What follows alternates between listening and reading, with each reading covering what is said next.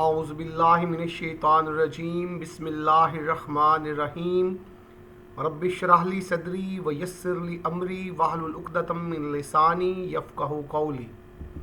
अज़ीज़ तलबा, मैं मोहम्मद जवाद इकबाल, शोबा उर्दू, चनाब कॉलेज जंग। हमारा आज का लेक्चर साल अव्वल की पहली नज़्म हम्द के मुतल्लिक़ है। अज़ीज़ तलबा, मैं आपको बताता चलूँ कि जो तलबा और तालबात मेरी इस नज़्म की तशरीह को पढ़ना चाहते हैं तो मार्केट में फ़हम उर्दू के नाम से मेरा लिखा गया ख़ुलासा, जो कि फ़ास्ट ट्रैक लाहौर वालों ने शाया किया है, मौजूद है। आप इस ख़ुलासे से इस पूरी नज़्म की तशरीह पढ़ सकते हैं। अज़ीज़ तलबा, ये नज़्म हफ़ीज़ ताइब की लिखी गई नज़्म है और इसका माख़ज़ कायनात हफ़ीज़ ताइब है। अज़ीज़ तलबा, इस नज़्म की तशरीह के लिए शायर के हवाले से एक नोट, जो इस नज़्म के तमाम अशार की तशरीह के लिए फ़ायदेमंद साबित हो सकता है। हफ़ीज़ ताइब की हम्द गोई उनके रूहानी मकाम की अक्कासी करती है। उनकी हमदिया और नातिया शायरी न सिर्फ़ रूहानी जज्बात से भरपूर है बल्कि फ़नी एतबार से भी बेमिसाल है। बकौल हफ़ीज़ जलंधरी, उनका असलूब जदीद भी है और मोतबर भी। अज़ीज़ तलबा, इस नज़्म का पस मंज़र आपको बताता चलूँ। इस नज़्म में हफ़ीज़ ताइब ने अल्लाह ताला की मौजूदगी को साबित करने के लिए एक अनोखा और दिलचस्प अंदाज़ अपनाया है। वो हमसे ऐसे सवालात पूछते हैं जिनका जवाब हाँ के सिवा कुछ हो ही नहीं सकता। इन सवालात का मकसद ये है कि इंसान कायनात की निशानियों को देखकर ख़ुद इस नतीजे पर पहुँचे कि इन सब का बनाने वाला सिर्फ़ अल्लाह है। अज़ीज़ तलबा, इस नज़्म के मजमूई हवालाजात जो इस नज़्म के तमाम अशार की तशरीह के लिए इस्तेमाल हो सकते हैं, एक स्लाइड की सूरत में आपके सामने हैं, जिनमें से मैं चंद अशार पढ़ूँगा। गौर से जिस शय को देखा तो नज़र आया मुझे, तू हर कुल में बरंगे बू नज़र आया मुझे।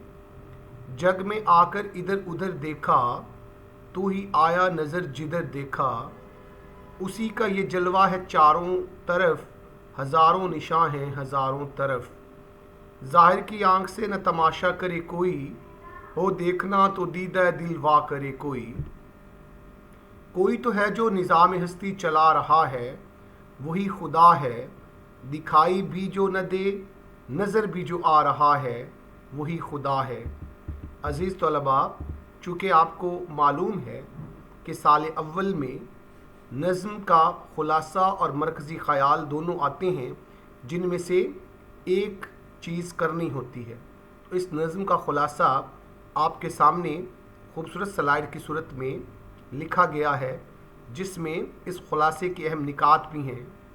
कायनात की रहनुमाई, अल्लाह का जमाल व जलाल, मौज करम हरफ वफ़ा, सरूद सबा और नमूद ज़या, बाब शहूद का खुलना और शायर की शोला नवाई।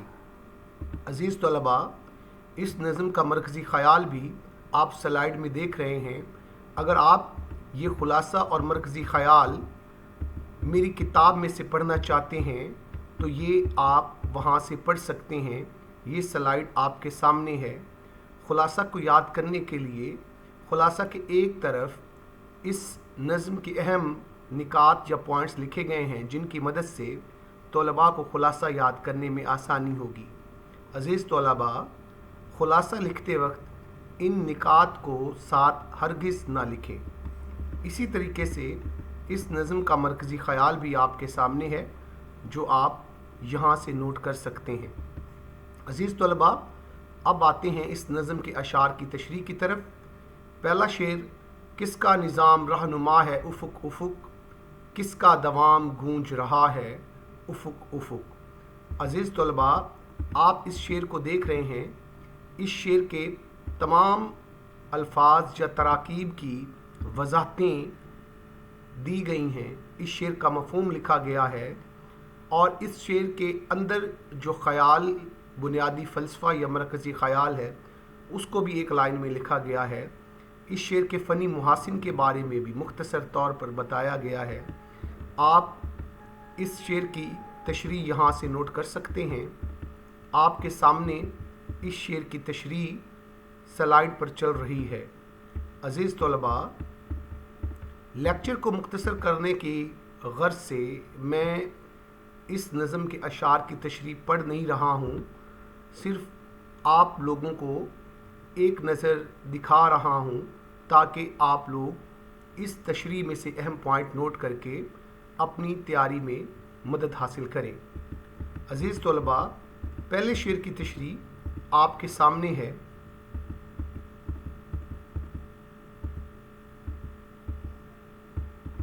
عزیز طلباء, میرے اس خلاصے کی ایک اہم خوبی یہ بھی ہے کہ ہر شعر کی آسان تشریح بھی کی گئی ہے. ہر شعر چاہے وہ غزل کا ہے, چاہے وہ نظم کا ہے, وہ طلباء اور طالبات جو مشکل الفاظ اور تراکیب سے گھبراتے ہیں اور آسان حوالہ جات اور آسان تشریح تیار کرنا چاہتے ہیں, ان کے لیے 3 سے 4 لائنوں کی آسان اور مختصر اور جامع تشریح کی گئی ہے, اور ہر شعر کا ایک آسان حوالہ بھی لکھا گیا ہے. اب ہم اس نظم کے دوسرے شعر کی طرف آتے ہیں. شان جلال کس کی عیاں ہے جبل جبل, رنگ جمال کس کا جمع ہے افق افق. آپ دیکھ رہے ہیں کہ سلائیڈ میں ایک طرف اللہ کی شان جلال پہاڑوں کی صورت میں ہے, اور دوسری طرف اللہ کا رنگ جمال سورج, دریاؤں اور خوبصورت آسمان کی صورت میں ہے. اس شعر کی تشریح بھی بالکل اسی طریقے سے آپ کے سامنے کی گئی ہے جیسے آپ نے پچھلے شعر کی تشریح دیکھی ہے. تمام الفاظ اور تراکیب کی وضاحتیں کی گئی ہیں, اور اس کے علاوہ شعر کی تشریح مصرع کے ساتھ کی گئی ہے, یعنی کہ پہلے مصرعے کی الگ تشریح اور دوسرے مصرعے کی الگ تشریح کی گئی ہے. عزیز طلباء, اس تشریح کو دیکھ کے اور پڑھ کے آپ اپنے نوٹس بنا سکتے ہیں. شعر نمبر 2 کی تشریح آپ کے سامنے ہے.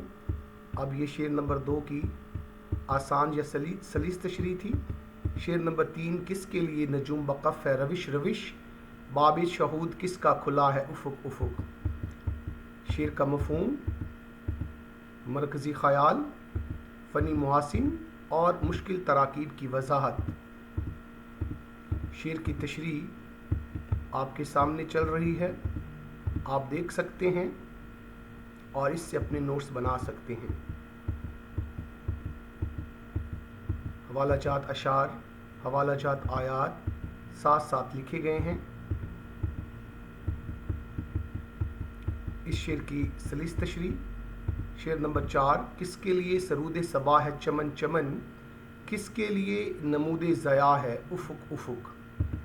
اس شعر کو دیکھیں تو آپ, اس شعر کی تمام تراکیب کی وضاحتیں کی گئی ہیں اور مفہوم اور مرکزی خیال لکھے گئے ہیں, اور اسی طریقے سے اس شعر کی بھی تشریح کی گئی ہے جس میں تمام اصطلاحات کی وضاحت کی گئی ہے اور حوالہ جات اشعار بھی لکھے گئے ہیں.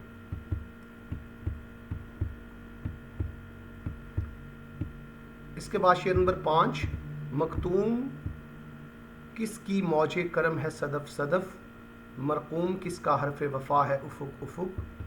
اس شعر میں بھی تمام تراکیب کی وضاحتیں کی گئی ہیں اور پورے شعر کی تشریح اسی طریقے سے کی گئی ہے جیسے گزشتہ اشعار کی تشریح کی گئی ہے. آپ اس تشریح سے اپنے نوٹس بنا سکتے ہیں اور اپنے امتحان میں کامیابی کے لیے مدد حاصل کر سکتے ہیں. جو اسٹوڈنٹ یہ تشریح تحریری صورت میں پڑھنا چاہتے ہیں تو وہ میری کتاب فہم اردو لے کر پڑھ سکتے ہیں.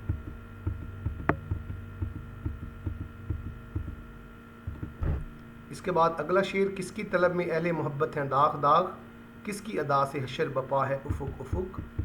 اس شعر کی تشریح بھی تمام وضاحتوں کے ساتھ، تراکیب کی وضاحتیں، مفہوم، مرکزی خیال اور فنی محاسن آپ کے سامنے، اور اس کے بعد شعر کی مکمل تشریح حوالہ جات اشعار کے ساتھ آپ کے سامنے کی گئی ہے۔